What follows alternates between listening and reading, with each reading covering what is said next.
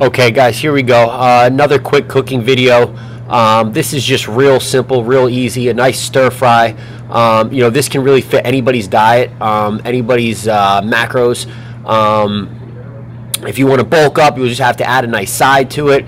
If you're looking to lean up, you can have it as is. It's going to be nice and tasty.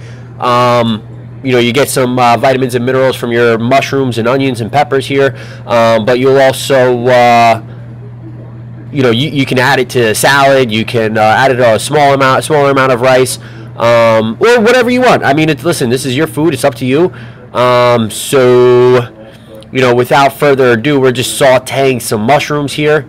And again, if you are looking to lean up, you might want to add a little bit more bulk and just use this as opposed to having it with anything else. It just might be a stir fry here. Again though, add a little bit more. Add some more mushrooms. Add some more peppers and onions. Onions are loaded with a nice vitamin called quercetin. Quercetin might help a little bit more with things like endurance and stamina during training. When you're dieting, obviously calories are a little bit lower, so that might be a nice ingredient to try to get a little bit more in your diet. Peppers are loaded with an ingredient called capsaicin. Capsaicin can help with thermogenesis, the rate at which we burn calories, or the rate at which we use our food as energy, I guess you could say. So, again, don't feel like adding more of those few ingredients. Mushrooms have a ton of health benefits for your immune system. Don't feel like adding, more of those ingredients are going to harm your diet in any way, shape, or form. Load up on those friggin' things, and you're going to make it taste a little bit better later on. I'll show you. We have some soy sauce, and I'm going to throw some teriyaki sauce on here too because I can make it fit my needs as far as my diet is concerned. But the chicken breast that I'm using is all natural. Grass-fed chicken breast, or grass-fed chicken, whatever you want to call it. I say grass-fed, grain-fed. I don't know. We'd have to look at the package. I post pictures of it on Instagram, but the bottom line, it's natural. Listen, is there a big difference between natural and regular? At the end of the day, the most important thing for anybody's diet at the beginning stages is to make sure that you get into a healthy routine, and using lean meats like chicken, lean ground beef, white fish, that allows for a little bit more substance in your diet than some fattier choices like a rotisserie chicken, so on and so forth. So again, organic, natural, chicken that you get nice and cheap. Who cares at first? First and foremost, let's get everybody on a healthy diet and eating the right way, and then you can kind of pick and choose whether it fits your financial situation or not, whether you want to get all natural chicken or organic chicken. But for me, I like to get the chicken on there at least a few minutes on each side, and then I have a pretty easy technique to make sure that it cooks fast and easy, which we'll get to in a few minutes. It's obviously just browning on one side here. Make sure that I like to really get my vegetables nice and cooked. So I'll leave it on there the length of the chicken, but I like to keep it at a nice low heat. The more heat that you use when you're cooking these things, and this is true for most foods, you're going to lose more of the nutritional value. So those nice vitamins and minerals that we were talking about when it comes to these peppers, onions, and mushrooms here, the higher the heat you cook those, the less of that ingredient, the less of those vitamins and minerals will be there. So, keep that in mind when it comes to cooking these at too high of a temperature. And the same thing goes for the chicken breast too. You don't want to cook the chicken breast too high, I guess. You don't want to nature its value too much. So I like to cook that at a medium heat, and then again, the one thing that I do to make my chicken cook a little bit faster is I cut it into a lot different pieces. Those smaller pieces will cook a little bit faster, and it's a pretty significant difference from cooking a big thick breast to cooking these small pieces. And one thing that makes it really, really easy, guys, and I'm telling you, I've cut a lot of chicken. The place that I used to get my chicken from, it didn't come very I don't know, well cut, whatever you want to call it. There's a lot of fat on there, a lot of veins in there, and I'm very picky when it comes to my thing. I can't see any veins, otherwise it just freaks me out. It has nothing to do with health. It just freaks me out. I don't want to eat it.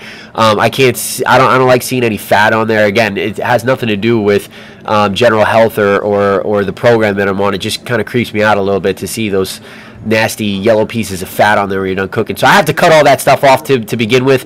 You know, these scissors are great tools, man. I don't know what I was doing with a knife for as long as I was. Somebody should have told me about these things a long time ago. So I got myself a pair of these scissors, and now, you know, everything is so easy. I can cut this stuff up just like I am right here. It only takes me a minute. The cooking process has become so much faster based on that. So, you know, grab yourself a pair of these scissors. You know, cooking chicken breast is something that, you know, unfortunately, you know, when you're living this type of lifestyle, you're going to be doing it very, very often, if not every day, maybe even multiple times a day. So invest in a pair of these scissors because they go a long way. And it might seem silly, but I'm telling you, get a pair and then you'll know what I'm talking about. It's worth a few dollars that they cost. You know, the one thing I should have said is when it comes to making chicken, especially the way I do it now with these scissors, you know, I like to just cook the chicken brown on both sides, like I said before, give it ample time, and then cut it up. Don't worry about whether it's done or not when you're cutting it up because, again, these pieces will cook through pretty quick, so it doesn't have to be done by the time you cut it up. But seasonings. You know, I like to wait until I have this pile of chicken here that you're going to see in small pieces to really season it. I feel like if you season it beforehand and then you cut it up, it doesn't work as well as in terms of holding the seasoning on there. And also, I feel like if you put too much seasoning on it too early on in the cooking process, with as thick as some of these chicken breasts are, you know, I don't think it really penetrates well enough. I don't think it really coats well enough, I guess you could say. So I'm telling you, when you cut these pieces up and you save the seasoning to last, which you'll see me do, I think it really makes more of a flavorful dish, makes more of a tasty dish. And, you know, that's really what we're looking for. When it comes to the diet thing, guys, I guess if I always use that word, even though it's probably not the best word to use. When it comes to this type of lifestyle, guys, you know, there aren't as many, you know, Applebee's meals or TGI Fridays meals or Outback Steakhouse meals. So, you know, we want to make sure that our food tastes as good as possible. So, you know, in terms of, you know, making it a little bit more flavorful, you know, I'm not opposed to using certain sauces, which you'll see here. I'm not opposed to using any type of seasoning that you want, even if it has some sodium in it. You know, but again, you know, try this trick out with the chicken in terms of cutting it into little pieces first, then seasoning it. I only let it sit on the stove here for a few minutes with the seasoning by itself. I say a few minutes, maybe like a couple minutes max. The chicken should all be cooked through by then. And, you know, again, it makes a pretty significant difference when you're talking about how well it's seasoned. So give that a shot. And I guarantee you the taste factor will go up on your next meal. So I'm actually going to, again, I'm making this a stir fry for myself. This video was shot pretty late at night, and I was pretty much maxed out when it comes to macros. All I had left is a whole bunch of protein to ingest.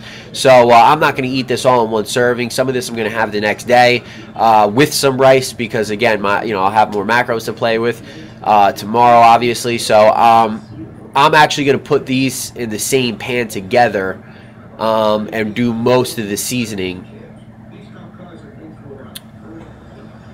I'm measuring it, which again is important. When you use these sauces, again, I'm not opposed to it. Like I said before, this is a teriyaki sauce. It's gluten-free. You know, I get a lot of things from my local grocery store, which is Wegmans, and they have a great brand. And a lot of their stuff is made real clean. And that's your Bragg's liquid amino, so it's very low in sodium. So I'm going to go ahead and go nuts with this. I don't have much soy in my diet anyway. That's where the amino acids come from, is the soy. So, you know, I could go kind of crazy with that. I could care less. I'm not worried about man boobs or anything like that. So,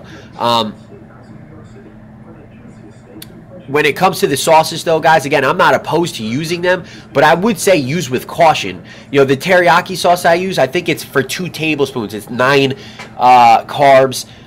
You know, that, you know, should be accounted for. I mean, at the end of the day, if you really want to see a difference in the way your body looks, you know, we're talking about tracking macros, tracking overall calories.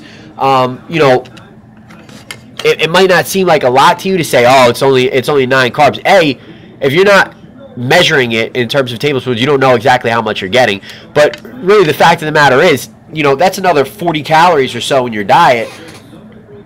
You know, does that make a huge difference at the end of the day? No, not necessarily. But that type of thing adds up. That behavior, that habitual behavior when it comes to cooking this meal, the next meal, the next meal. When you're just throwing on these sauces arbitrarily, that could add up pretty quick to a couple hundred extra calories in your diet, and that over the course of a long period of time does make a difference. Especially when you start to get lean and you want to get even leaner. Those few hundred extra calories could make a huge difference. So, keep that in mind. Measure your sauces. I'm not opposed to using them, but make sure you know what you're ingesting and make sure you can fit it in your macros. Make sure you can fit it into your plan and your program here. So I'm just going to switch the chicken over to the pepper so they can saute together for a little bit. And I'm going to add that's when I'm going to add the teriyaki sauce, because I put the soy sauce on there initially. Again, I can go kind of crazy with this soy sauce. I think that for 2 tablespoons is only 130 milligrams of sodium. No calories, I don't think. So, that's not a big deal. I can go kind of crazy with that. Now I'm going to go with the teriyaki sauce. I want to kind of minimize the amount that I use on it because, again, I think I had like 15 carbs to have here. It might have actually been 12. I'd have to go back and check. But the fact of the matter is, I wanted to coat everything with as little as possible. So I put the chicken in with the peppers, onions, and mushrooms so they could get a dousing of the same of the teriyaki sauce and really coat it well. Again, I'm only going to let it sit here for another few seconds before I measure it out and eat it.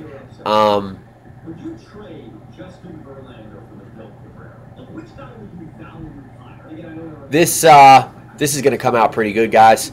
And again, don't let it sit for too long. You just put your sauce on there. If you're going to have something with it, rice, potatoes, something like that, get that stuff done before you're done cooking this, and just throw it right on the plate and have a nice hot meal. Guys, listen, any recipes you want me to do, hit me at everycalcounts@yahoo.com. You can always post on the blog here. But enjoy, guys. Enjoy.